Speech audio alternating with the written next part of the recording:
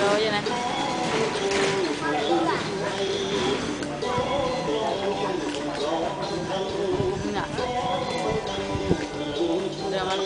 Khách mà tăng đó.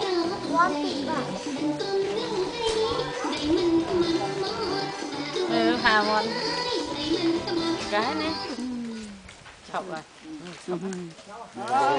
Cái gì thế? Nha, người xưa hay mấy bé. Nha.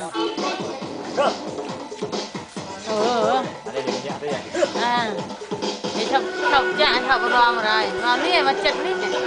Cái chân thẳng này. Mà được bé kia.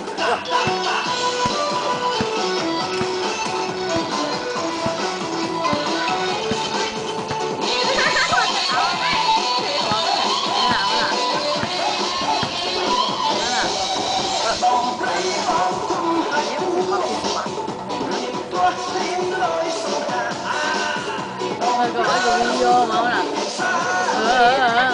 Cái bộ ghế hả? Cái tay kia sẵn sàng. Đúng nào. Trường ghế nào. Đúng nào.